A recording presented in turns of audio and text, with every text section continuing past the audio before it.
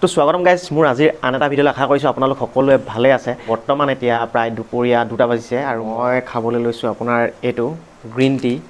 আপোনাৰ Lipton company হয় আৰু ইয়াৰ যিটো ফ্লেভাৰটো হৈছে দেখিছেনে হানি লেমন হয়।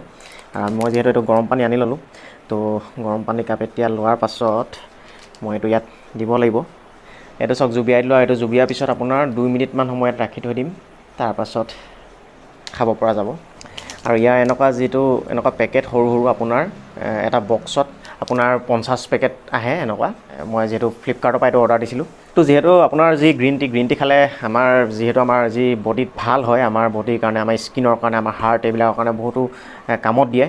কিন্তু গাইজ এটা কথা আপোনালোকে সদায় মনত ৰাখিব, যেতিয়া গ্ৰীণ টি খাবলৈ হ'লে সদায় মানে আপুনি ৰাতিপুৱা নাখাব, আপুনি কেতিয়াও আপুনি দিনৰ ভাগত খাব আৰু ৰাতিও পৰাপক্ষত নাখাব, আৰু সুদা পেটত একেবাৰে নাখাব, কাৰণ এই সুদা পেটত খালে বহুত দিগদাৰ হয়, আপোনাৰ বহুত প্ৰব্লেম হ'ব পাৰে। তো গাইজ আমাৰ হৈ গ'ল এতিয়া, যিহেতু এতিয়া কালাৰটো আপুনি দেখিছে নহয়, কিন্তু ইয়াৰ যিটো টেষ্ট, সেই টেষ্টটো আপোনালোকেতো খাই পাইছে চবেই হয়তো। তো টেষ্টটো হ'লে বৰ দিগদাৰ, কিন্তু বহুত তিতা। বাৰু যিয়ে নহওক খাই দিওঁ, কিন্তু ইয়াৰ যিটো ইয়াৰ গুণটো সেইটো কিন্তু বহুত ভাল আমাৰ বডিৰ কাৰণে যিহেতু। তো মই খাই দিওঁ। তিতা কিন্তু অলপ, যিহেতু লেমন ফ্লেভাৰ আছে ন, হানি লেমন, তো অলপ টেঙা লাগিছে, সেইটো কাৰণে অকণমান ভাল লাগে বাৰু সেইটো কাৰণে। তো একাপ খোৱাৰ পাছত মই আপোনালোকক বেলেগ এডোখৰ জেগালৈ লৈ যাম। তো ভিডিঅ'টো আগলৈ চাই থাকক। তো গাইজ এইটো চাওক, আপোনাৰ কি হৈছে গোবৰ ইয়াতো আছে, আৰু গোবৰ নি আছোঁ মানে সেয়াত নিব লাগিব আপোনাৰ কঠীয়া আনি যিহেতু কঠীয়া এতিয়া খেতি টাইম হৈ গ'ল, তো কঠীয়া তাত পাৰিব লাগিব। তো কঠীয়া পাৰিবলৈ আমি যিহেতু এতিয়া গোবৰ নিম, সাৰ আপোনাৰ যিটো একদম অৰ্গেনিক। তো ভিডিঅ'টো আগলৈ চাই থাকক, মই আপোনালোক দেখাই আছোঁগৈ। তো গাইজ আমি যিহেতু পাই গ'লোহি ধনিয়া ঘৰ, এইটো আমাৰ ধনিয়া ভাই ঘৰ। তো এইডোখৰতে আমি যিহেতু কঠীয়া সিঁচিম, ইয়াত ধনিয়া ঘৰৰ যি পৰিৱেশ মানে চোতালখন, আৰু যিহেতু আমি যি গোবৰ এইটো আপোনাৰ বাইকতে লৈ আহিলোঁ। আৰু আমাৰ ধনিয়াই কি কৰি আছে ভিতৰত কি কৰি আছ? তো ধনিয়া ঘৰ বনাই আছে পাছফালে। এয়া বিয়নকাই কৰি আছে কাম।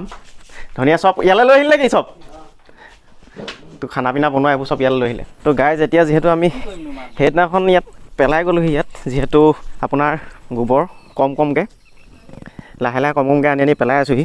এয়া আমাৰ খগেন দাই ইয়াত জেঙা ভেটি আছে, যিহেতু জেঙা ভেটিব লাগিব। আজিৰ পৰা জেঙা ভেটিছে ৰাউণ্ডটো, নহ'লে ছাগলীয়ে শেষ কৰিব যে। তো গাইজ যিহেতু এইবিলাক মানে যি আপোনাৰ কঠীয়ানিত গোবৰ পেলালে, যিহেতু আজিকালিতো মেক্সিমাম গোবৰ পাবলৈ দিগদাৰ, গৰু নাইকিয়া হ'ল মানুহৰ ঘৰত। তো যি মেনিউৰ সাৰ, যি ৰাসায়নিক সাৰ, সেইবিলাক বেছি ইউজ কৰে। তো সেইবাবে আমাৰ যিবিলাক খাদ্যবিলাক, যিবিলাক শাক পাচলিবিলাক বহুতেই বিষাক্ত হৈ গৈছে, আৰু আমি সেইবিলাকে খাওঁ, সেইকাৰণে বিভিন্ন ধৰণৰ বেমাৰ হ'বলৈ ধৰিছে সেইবাবে। তো আমাৰ ঘৰত 2-3জনী গৰু আছে, তাৰে অলপ কমকৈ হ'লেও গোটাই ইয়াত দিছোঁ। আৰু ইয়াৰ মেইন কাৰণটো হৈছে, ইয়াত যেতিয়া আমি মানে ধৰি লওক ইয়াত কঠীয়া পাৰিম, তাৰ আগত আমি যিহেতু এখানে গোবৰ পেলাই লৈছোঁ। গোবৰ পেলালে আপোনাৰ কি হয় কথাটো, আপুনি কঠীয়াবোৰ যেতিয়া উভালিব, সেইখিনি উভালোতে আপোনাৰ বহুত সহজ হয়, আৰামত ওলাই যায়। আপুনি যেতিয়া সাৰ দি দিয়ে, ইয়াত সাৰ যদি ঢালি দিয়ে, মেনিউৰ সাৰ, ৰাসায়নিক সাৰ, কঠীয়াবিলাক মানে ছিঙি আহে, মানে সম্পূৰ্ণ উভাল খাই নাহে। আৰু আপুনি এইফালে চাওক, এইবোৰ ইয়াত অলৰেডি দিয়া হৈ গ'ল, ধনিয়া দিলে এইফালে, আৰু সেইফালে সেইখিনি, আৰু এইটো পুতলা লগাই থৈছে, এইটো টেকেলি পিন্ধাই, যাতে চৰাই চিৰিকটি নাহে, যাতে এইবোৰ নষ্ট নকৰে। তো গাইজ এইফালে চাওক, সেইফালে যিহেতু আপোনাৰ দেখিছেই কঠীয়া সিঁচা প্ৰায় কেইদিন হ'ল? কঠীয়া সিঁচা 10 দিন হৈ গ'ল। 10 দিনৰ পিছত এতিয়া আপোনাৰ যথেষ্ট ডাঙৰ হ'ল। আৰু মেইন কথাটো হ'ল আপোনাৰ, যিহেতু আমিতো দেৰিকৈ পাৰিম, আমাৰ কঠীয়াবিলাক হৈছে আপোনাৰ বাম কঠীয়া হয়, আৰু এইবিলাক যিহেতু দ কঠীয়া হ'ব, এইবিলাক মানে এতিয়া জাষ্ট ইয়াত দিছে, তাৰপাছত আপোনাৰ আকৌ মানে এই যিবিলাক কঠীয়া এইবিলাক পচাব, ইয়াৰ পৰা উভালি নিব, আৰু পথাৰত গৈ এগুচি ৰুই পিনি যেতিয়া ডাঙৰ হ'ব, তাৰ পাছতহে আকৌ আপোনাৰ ৰুব।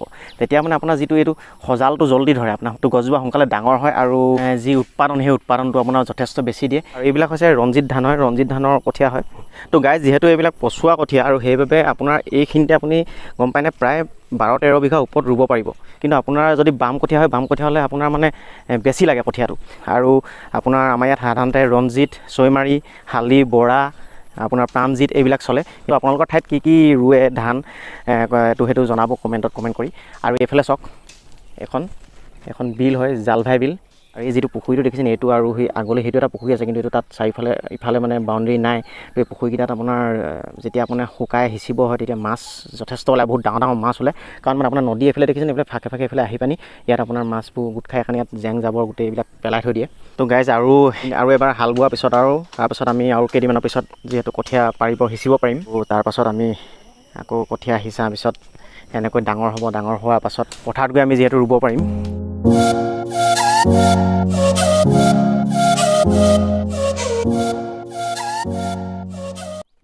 গাইজ এতিয়া আহি আছোঁ আমি বেলেগ এডোখৰ ঠাইলৈ আৰু তাত আমি মানে কি হ'ল যাবলৈ লৈছোঁ এইটো কাৰণে যে তাত মানে শাক পোৱা যায়, শাক পাচলি বহুত ভাল ভাল শাক পাচলি আপোনাৰ অৰ্গেনিক যিটো কয় আৰু দামটো কম, যিহেতু বেলেগ টাউন চাউনৰ বজাৰততো বহুত দাম বেছি।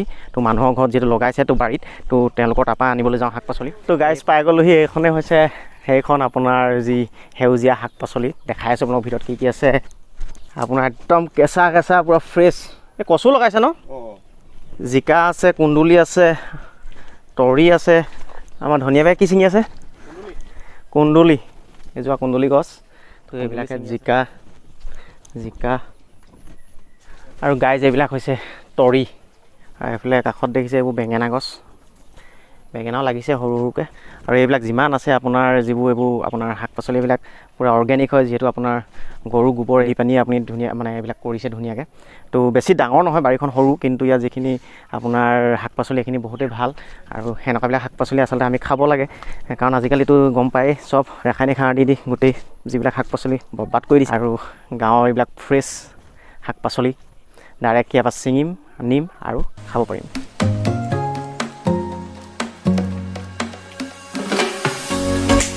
তো গাইজ এইটো হৈছে ফ্ৰেছ কুন্দুলি, আৰু এইটো খালে মানে আপোনাৰ কেঁচাই কেঁচাই, আপোনাৰ যদি গেষ্ট্ৰিক আছে, গেছৰ প্ৰব্লেম আছে, তেতিয়াহ'লে কেঁচাই কেঁচাই খাব। কেঁচাই কেঁচাই খালে বহুত ভাল হয়, মানে আপোনাৰ প্ৰব্লেম ছল্ভ, আপোনাৰ গেছ অ'কে হৈ যাব।